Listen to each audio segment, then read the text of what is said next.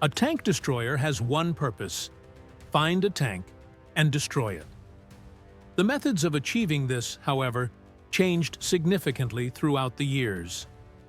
We start our journey in 1939 and go through the massive advancements made by 1945.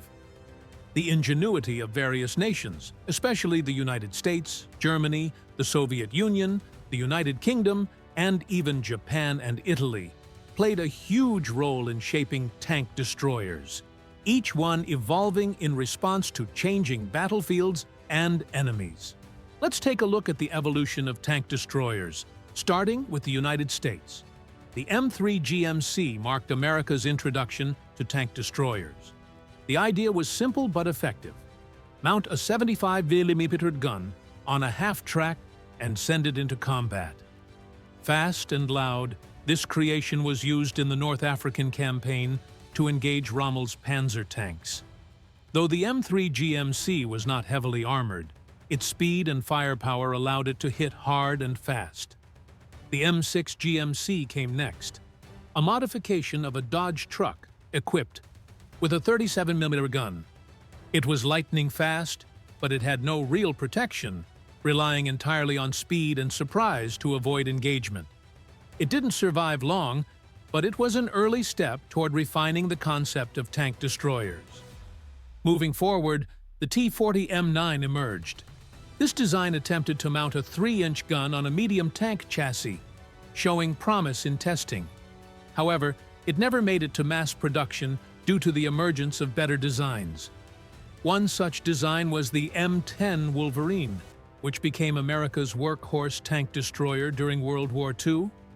Built on the reliable Sherman chassis, it featured an open-topped turret and a high-velocity 3-inch gun.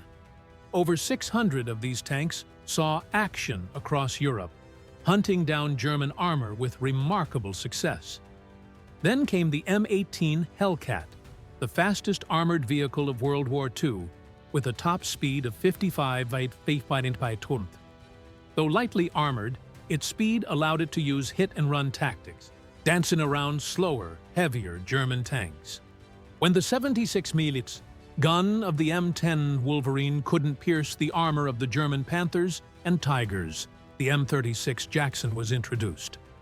Armed with a 90mm gun, the Jackson finally gave U.S. crews the firepower they needed to engage German heavy tanks head-on. Meanwhile, in Germany, desperation led to creativity in tank destroyer design. The Panzer Fern, initially built as a reconnaissance tank, was repurposed into an improvised tank destroyer.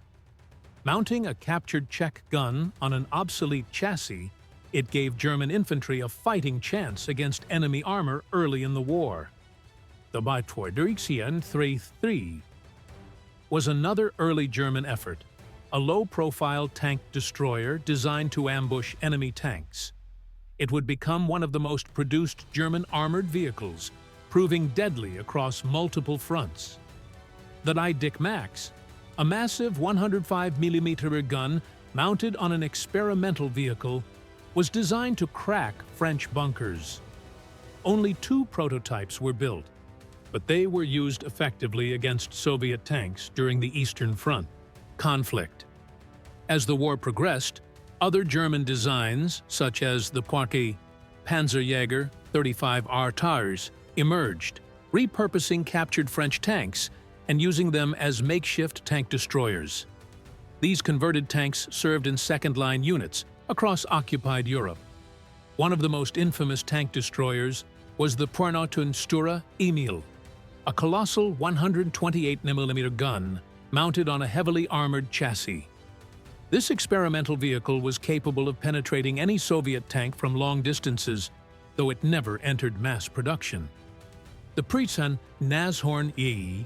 Täter in 1910 was another German creation, equipped with the legendary 80mm gun. It was a hybrid chassis tank destroyer that proved particularly effective on the Eastern Front as a long-range sniper, able to destroy Soviet tanks from a distance. Following that was the Fridtjof Ferdinand, a 65-ton monster that debuted at the Battle of Kursk. Its thick frontal armor made it nearly invulnerable from the front, but its overheating engines and vulnerable sides made it far less effective in. Gun was another mobile solution Germany used to counter tanks. It combined firepower and speed, allowing German forces to quickly respond to threats and outflank enemy positions. By the end of the war, Germany had developed numerous other prototypes, including the prominent Jagdtiger, the heaviest armored fighting vehicle to see combat. It mounted a 128 mm gun capable of destroying tanks from over 2 miles away. Despite its firepower, mechanical failures kept most of them from reaching the battlefield, and the vehicle's immense weight and size made it difficult to deploy. In the Soviet Union, tank destroyers took a different path. The WWII SU-100Y was a light assault gun that became the second most produced Soviet armored vehicle, providing crucial support across the Eastern Front. With a cramped interior and limited firepower, it wasn't ideal for tank-on-tank combat, but it excelled in providing infantry support. The WWII 2022, another Soviet tank destroyer, was built with a massive 122mm howitzer capable of devastating German tanks through sheer explosive force. Its high explosive shells could disable or even destroy German tanks with a single hit. The Harry Tiran's Su-85 was a dedicated tank destroyer, mounting a powerful 85mm gun on a proven chassis. It was developed specifically to counter Germany's new heavy tanks, such as the Tiger and Panther, and gave Soviet forces a much-needed advantage. The WWII SU-100Y, built on the massive IS heavy tank chassis, combined thick armor with a powerful 122mm gun. It could take a hit and dish out punishment, making it one of the most dangerous tank destroyers on the battlefield. Meanwhile, the United Kingdom relied on a variety of vehicles. The LP-2A 2-pounder Porty, a 2-pounder gun mounted on a carrier, was simple but effective in the deserts of North Africa. The AEC Port mounted a 6-pounder anti-tank gun on a heavy truck chassis, providing mobility and firepower in the harsh North African environment. The Harikram Churchill gun carrier, based on the iconic Churchill tank chassis, mounted a 3-inch gun but was slow, limiting its ability to participate in fast-paced combat. The Keter Achilles, a British modification of the M10 Wolverine, was armed with the potent 17-pounder gun, capable of knocking out even the toughest German tanks.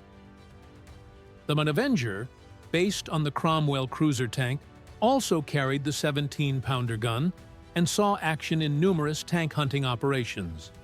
These British tank destroyers would go on to prove themselves invaluable throughout the European theater.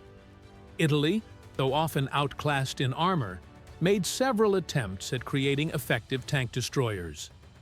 The Semovente L640 was a small, lightly armed tank destroyer, but its 47mm gun was not enough to deal with heavier Allied armor. The Setishoan Semovente 75x1820, however, was more successful. Armed with a 75mm gun, it proved highly effective in the North African campaign and offered a fighting chance against the more heavily armored Allied tanks. The Semovente 9053, mounting a 90mm anti-aircraft gun, was a formidable long-range tank killer, though its limited ammunition capacity made each shot count. Japan's tank destroyer efforts were less successful, but they had a few notable vehicles. The Ho-Ni-Aitu was Japan's first dedicated tank destroyer, mounting a 75mm field gun on a medium tank chassis. Only a handful were produced, and they saw limited use in the Pacific theater. The Ho-Ni-2, of course, was another variant, armed with a 105mm howitzer. While the firepower was significant, Japan's industrial limitations meant few were ever built, and many never saw combat. Hungary's Zrínyi Tőkéfilm was an assault gun mounted with a 105mm howitzer. Its wide, stable hull made it effective in defensive mountain warfare. particularly against advancing Soviet forces. Romania also had a few homemade tank destroyers, such as the Tachem R2 which combined a Czech tank chassis with captured Soviet guns. This improvised response to the evolving battlefield. Some were successful, others were experimental failures, but each one played its part in shaping the course of the war.